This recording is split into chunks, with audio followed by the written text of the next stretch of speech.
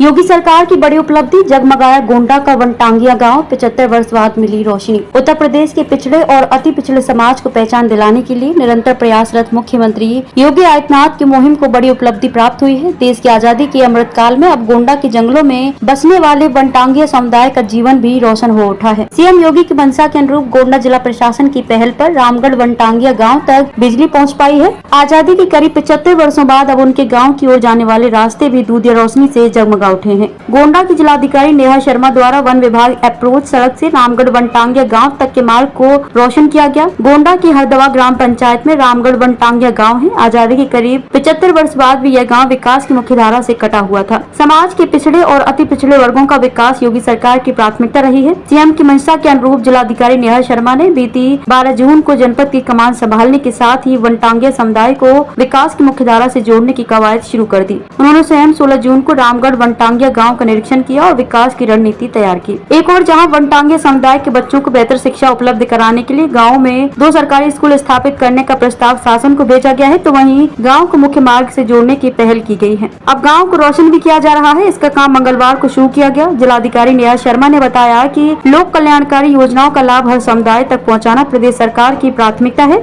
जिला प्रशासन इसके लिए प्रतिबद्ध है। जिलाधिकारी के निरीक्षण के दौरान ग्राम वासियों की ओर से बिजली न होने की शिकायत दर्ज कराई गई थी। इसको प्राथमिकता से लिया गया। मंगलवार को गांव के मुख्य मार्ग पर खंबे और लाइट लगाने का काम शुरू भी कर दिया गया। पहली बार गांव में दूधिया रोशनी देख गांव वालों के चेहरे खिल उठे। बच्चे हो या बुजुर्ग, सभी के चेहरों पर एक अलग सी खुशी देखने को मिली। बुजुर्ग महिला फूला देवी उम्र 52 वर्ष ने कहा कि पहले अंधेरा रहता था, शाम के समय आना जाना संभव ही नहीं था, क्योंकि अंधेरे में जानवरों द्वारा हमले का डर रहता था। कभी सोचा भी नहीं था कि इस तरह का बदलाव देखने को मिलेगा। हमें तो सब सुविधा हो गई। इस गाँव की बेटी ममता उम्र 16 वर्ष कहती है कि अब अंधेरे से निजात मिल जाएगी। गाँव के संतराम उम्र 40 वर्ष बताते हैं कि कुल देवी का मंदिर है। नवरात्रि में यहाँ पूजा होती है। हर साल 20,000 रूपए सिर्फ रोशनी के लिए जनरेटर पर खर्च होते थे, लेकिन अब ये नहीं करने होंगे। वे कहते हैं कि इतने वर्षों के बाद पहली बार किसी ने उन पर ध्यान दिया है। रामगढ़ वनटांगिया गांव को वन विभाग अप्रोच रोड से जोड़ने के लिए मार्ग निर्माण की जिम्मेदारी खंड विकास अधिकारी राघवेंद्र प्रताप सिंह संभाल रहे हैं। उन्होंने बताया कि सड़क का निर्माण कार्य भी अंतिम चरण में पहुँच गया है। इंटरलॉकिंग की प्रक्रिया शुरू की जा रही है। अगस्त माह के अंत तक इस क्षेत्र में आवागमन सुलभ हो जाएगा। पूर्वांचल के वनटांगिया समुदाय का इतिहास पुराना है। उन्हें अंग्रेजों ने जंगलों में बसाया था।